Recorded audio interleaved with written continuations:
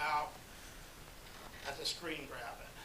In Last Day in Paris, in the apartment where Schneider and Brando have their liaisons, there's a huge piece of furniture, and it's covered with a sheet. And when Scarfiotti brought Bertolucci into the set, Bertolucci says, "What's under the sheet?" And Brando says, "I don't know." He said, "But whatever happens, you can never take the sheet off. It'll ruin it." And he said, and Bernardo said again, "Well, why is it there?" He says, "I don't know." I said, "Maybe it's Brando's id." And Bernardo thought, that's really a good idea, and that's a visual idea. That's Brando's id sitting there. It's just sitting there all the time in this shape, and you don't know quite why it's there, but it's a visual idea that's there.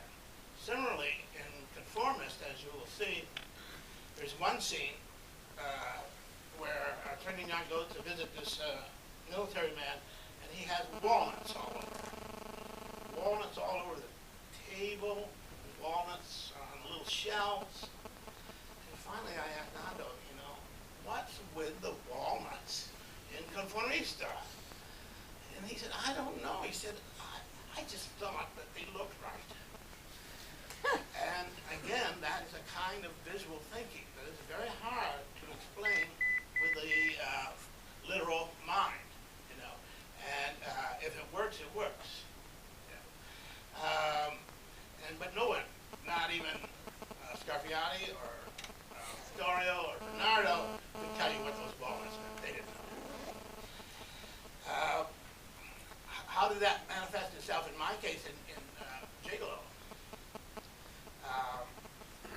One of the first scenes was at a Malibu lake house, and the very first scene. And Nando was out looking for locations because as a production designer, he now has control of location,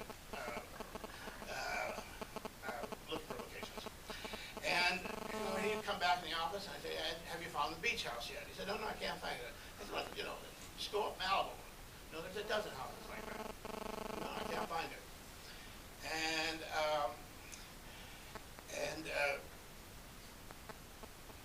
And finally one day he said, I found it. Because the location had to have an interior house, it had to have a walkway to a beach, and then it had to have a kind of colonnade under those huge pillars that are set into the water. And a lot of the Malibu architecture is kind of Laurel Canyon-y, it's kind of woodsy. So we went into this house that had just been built. No one had lived there yet. And he said, he walked me into it, and he said, "Now, this is the room where the scene will occur." He said, "Ignore everything you see. I will put 4 walls on this room. Now, we'll go outside." And we go outside and we talk about how we shot. And then, the room was all full of wood and stained glass and all that kind of artsy, arts and crafty kind of stuff.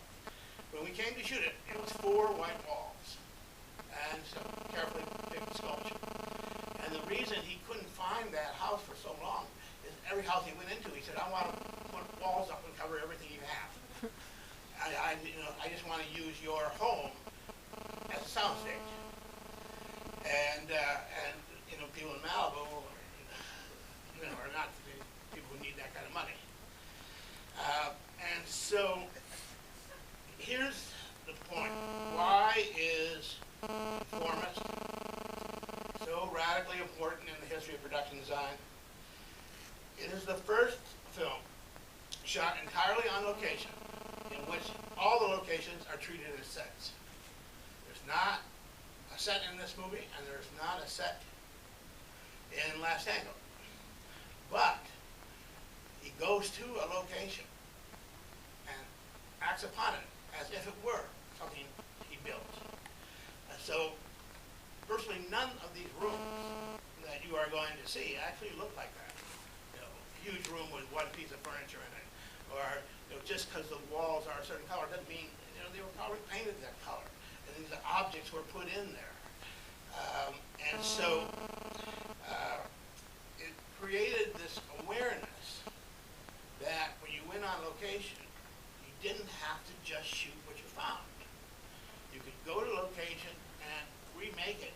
like you would if you were building it yourself. And so the concept of location sort of shifted. And now, you know, you see more and more of that, particularly in some, a lot of like TV shows and CSI shows where they turn locations into very unrealistic settings. Again, on American Gigolo, I had a scene set in a polo lounge. And Nando hated the polo lounge. It was really ugly, really ugly. He said the lobby is okay, but the polo lounge is terrible. He said, I'll build the polo lounge because they wouldn't let, he said, I asked her if I could rebuild it. You know, and Beverly Hills Hotel said, no, you can't. So we'll have to do it on a set. But so we play the scene in the lobby, and then he turns the corner and he walks into a set that's all sort of glowing pink. And it's nothing like a polo lounge, and everybody in Los Angeles knows what the polo lounge looks like. And I said, you know, that's what I said to him, everybody knows the polo lounge. He said, yes, but what does it matter?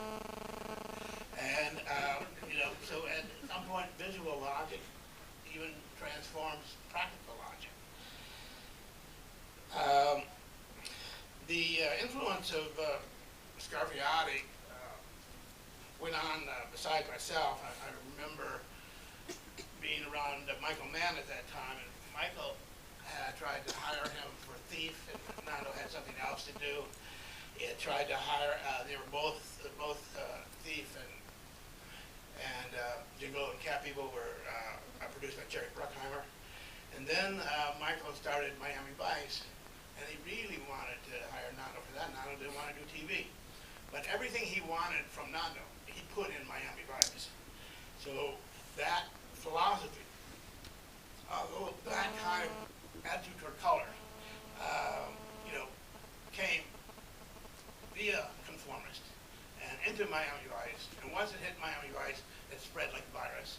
And we still see it a lot today, as I said, CSI.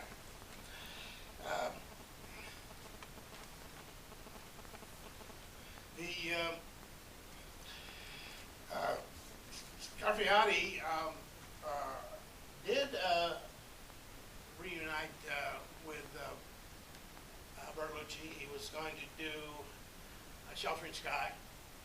And I was doing a film in Rome at that time called Comfort of Strangers. And I wanted to hire Nando very badly, and he couldn't because he was working in Morocco for Bernardo.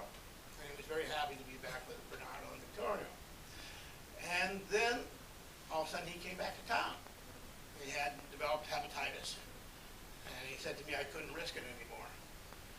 And that's when I knew that something was up. And so I would visit him every Sunday in Rome when we were both working there. And then his health got better, and he was able to go off to China with Bernardo and Victoria, and make Last Emperor, for which he got the Academy Award. And then he died of AIDS a couple of years later. Bertolucci, I think, has now come to peace with the fact that Conformist is his masterpiece. When he was younger, he would sort of poo-poo you when you wanted to talk about Conformist because there was always going to be a better one. You know, I haven't done my best work yet. But he was in town here a half year ago, and he sort of I said, what are they going to show at MoMA? And he sort of shrugged and said, Conformist. You know, that's what it is. So I think he's come to peace that that's the film that